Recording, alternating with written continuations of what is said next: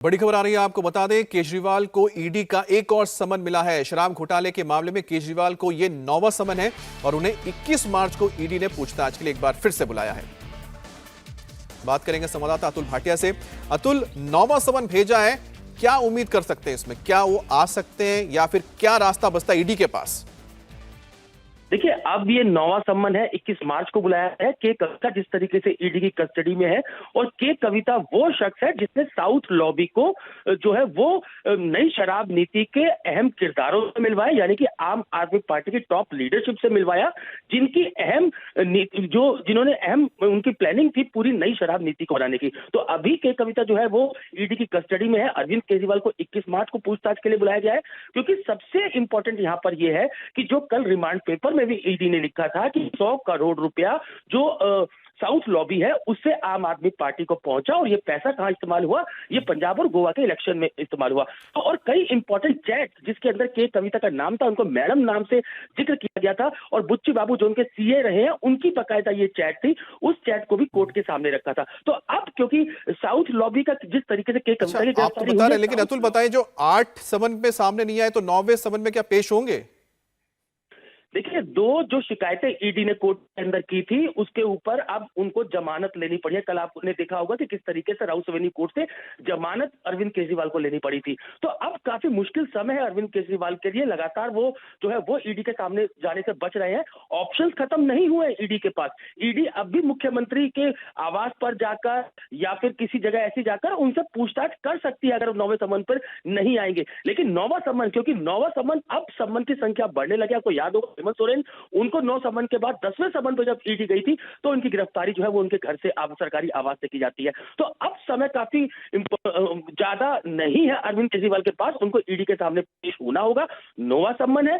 कविता से कई important clue जो है वो अब उनको मिले। यहाँ पर हमें देखिए, अभी तक जो बिजनेसमैन की अरेस्टिंग हुई थी, लेकिन अब के कविता जो कि पूर्व मुख्यमंत्री की बेटी नहीं है, उन्होंने ही शराब जो कारोबारी है उनको ईडी जो आम आदमी पार्टी की टॉप लीडरशिप है उससे मिलवाया था। तो अब निश्चित रूप से जो अरविंद केजरीवाल है उनकी दिक्कतें काफी बढ़ सकती है। अतुल, एक चीज और बताइए, क्योंकि उनको अग्रिम जमानत मिली हुई है, क्या ऐसे में ईडी के पास ये ऑप्शन बचता है कि वो गिरफ्तार कर सकता है अरविंद केजरीवाल को?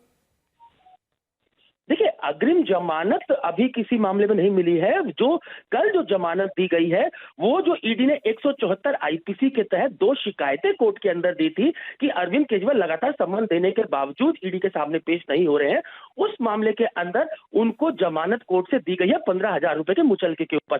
लेकिन जो 8 सम्मन और आज 9वां सम्मन किया गया है वो बिल्कुल अलग है। ईडी अभी पूरे तरीके से उसके पास पूरी पावर्स है कि वो दिल्ली के मुख्यमंत्री अरविंद केजरीवाल से कहीं भी जाकर पूछताछ कर सकती है, नए समन्स दे सकती है, और अपनी इन्वेस्टिगेशन में जो भी स्टेप उसे आगे उठाना पड़े उसके लिए वो पूरे तरीके से स्वतंत्र है। तो जो जमानत कोर्ट से मिली है वो 174 आईपीसी में जो शिकायतें कोर्ट को दी थी ईडी ने, उसमें वो जमानत दी है। लेकिन जो 8 समन और जब ये 9वां समन हुआ है ये बिल्कुल अलग है, और ईडी अपने इस पूरे जो दिल्ली की नई आबकारी मामला है, घोटाला है, उसके अंदर अपनी जांच करने के लिए, अपनी इन्वेस्टिगेशन करने के लिए कुछ भी स्टेप ले सकती है। यही कारण है कि 9वां सम्मन आज दिया गया।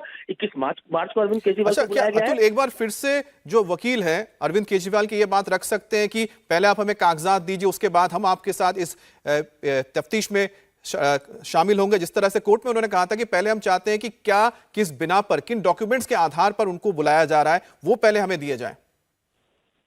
देखिए, जो एएसजी है एसवी राजू, जो कि ईडी रिप्रेजेंट करते हैं, उन्होंने कोर्ट के अंदर ये बात कही थी कि जो लगातार अरविंद केजरीवाल या आम आदमी पार्टी कह रही है कि उनको गवाह के तौर पर बुलाया जा रहा है या फिर किसी आरोपी के तौर पर। तो एसवी राजू ने जो कोर्ट के अंदर ये बताया कि जब जांच अधिकारी के सामने पेश होंगे, जो सबूत उनके सामने रखे जाएंगे, एविडेंस खुद मुख्यमंत्री रखेंगे या कोई भी एक्यूज रखेगा, उसके बाद जांच अधिकारी यानी कि आईओ ये डिसाइड करेगा कि वो आरोपी है या गवाह है। जब तक आप जांच अधिकारी के सामने नहीं जाएंगे, उसके सामने नहीं बैठेंगे, अब तक उसको कैसे बताया जा सकता है? जो एविडेंस है वो ईडी के पास है।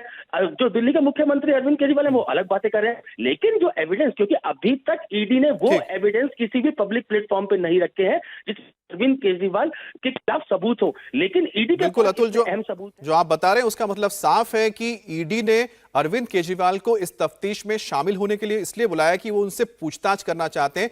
अभी तक आरोप या कोई भी एक्यूज, वो उसको लेकर कोई भी ना ही आप कह सकते हैं ईडी की ओर से कोई बातें कही गई है, सिर्फ और सिर्फ इस तफ्तीश में शामिल होने के लिए उनको समन भेजा जा रहा है।